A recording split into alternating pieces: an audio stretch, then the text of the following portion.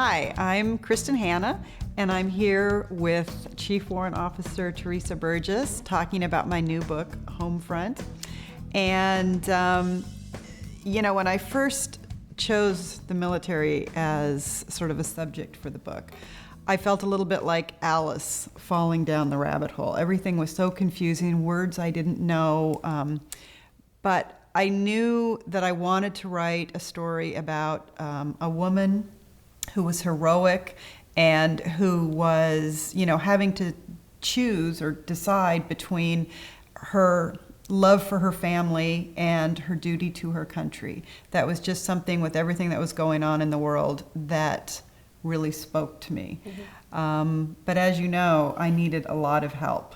And I was so lucky to meet up with you mm-hmm. and to be able to sort of talk to you about what it's like to be a working mom who is in the military. Mm-hmm. And so I would love to know, what was that like to deploy when you had children at home and a husband? It's hard in that respect on the family side, because you do have a family. You've got routines. You want to be part of their lives and know what's going on. They grow up with it. They did in my case. They knew from the get-go that this was a possibility? Yeah, they did. Maybe not from the get-go, but I think after a while they did understand. I've been coming and going with military duties and exercises and schools, so they've seen me come and go for the military duties, but nothing quite so severe for so long. How long were you gone? I was gone for 16 months. Wow. How often were you able to come home? We came home after the first 4 months for a long weekend, and then we went into country, and then I came back approximately 6 months after that, so kind of like a mid-tour. Mine was actually a little earlier than that, but. So basically a grade and a half for your Yes, kids. I missed 2 baseball seasons. 2 baseball? That's how it was calculated in your house, huh? Yes. Wow. One of the things that I found most interesting in the book was the role reversal. Mm-hmm. We're used to seeing stories or reading novels about men going off to war and not so much about women. And I just wondered sort of what your thought was about that. I liked that part of the story. There aren't many families that do have the role reversal, I think, and I think it's harder on the men that stay home, quite honestly, just because I think you find that usually it's the women that run the household, the logistics, who mm-hmm. goes where and who's the chauffeur, where the carpool is, what's for dinner, that sort of thing. And then when you leave, it's a whole new routine for them. And that is hard. Mm-hmm. The kids are used to things running a certain way, and it's not always the easiest way for maybe a man to do it, and they want to do it their way, so it's a whole new routine for everybody to learn. Quite honestly, I think that's probably, although it's hard to deploy and be away from the family, I think quite honestly they probably have it harder. One of the things that struck me when I was doing the research in talking to you was you made a comment at one point about it being the greatest part-time job for a mom. Mm-hmm. And I had that had never crossed my consciousness that, that being in the military could be this great part-time job for a woman. But then I started getting into it and saw your routine, and I thought, you're home a lot of the time to be there with your kids, and then you get to fly helicopters. Mm-hmm. And it does sound like the coolest job in the world. Mm-hmm. How did you have any special challenges balancing your career with motherhood, or do you think mm-hmm. it's pretty ordinary? When they were younger, it was hard. When I was a part-time National Guardsman or traditional guardsman when my children were younger, until my youngest turned about 5 and went to kindergarten. And that's when it was the best part-time job, because then, it's on the weekends, an AT, and then as a pilot you have to do additional duties to go in and fly. Right. And I could do that around my schedule, if I could get daycare or my husband could cover it. But then I started working full-time, and the hardest thing was daycare, as everyone knows. I had 3 different daycares that I could take them to, even when I was a part-timer, depending on what mission I was flying or where my husband was at, 'cause at the time he was still active duty military. And so that for me was probably the hardest. And even then when they started sports and things like that, when they So had really to be, it's the same challenges that all working mothers face. It is. Daycare, getting to carpool on time, getting to the sports events and all those sorts of things. Yeah.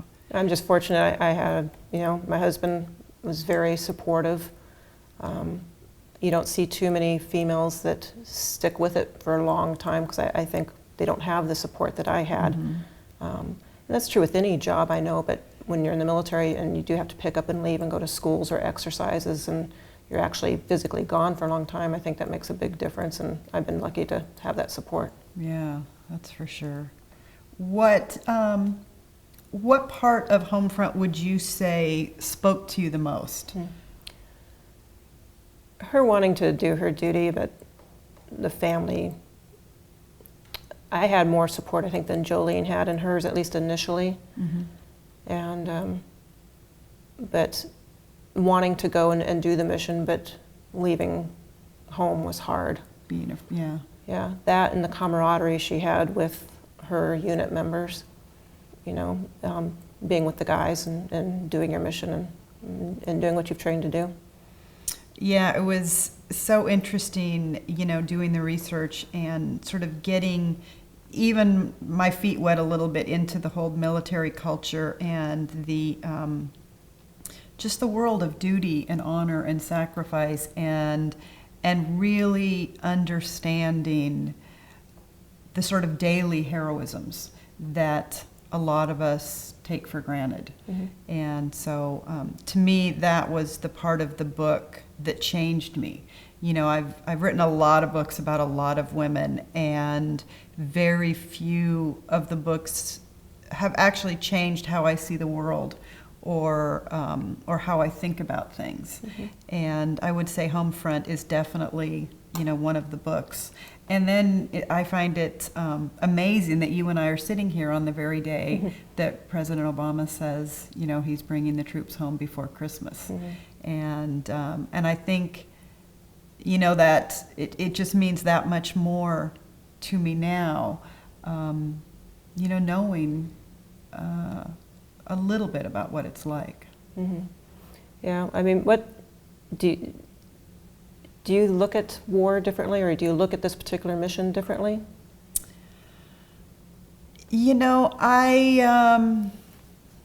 Yes, I think because before I got into all of this, what I knew about the war was basically what I saw on, the news at night, and I didn't know much about the culture. I wasn't really involved. And so I don't think I understood as profoundly as I should have the sacrifices that were being made for the rest of us on every level. Those who stay at home, and those who go off, and so it became, a much more emotional issue for me, where perhaps before it had been a little bit more political.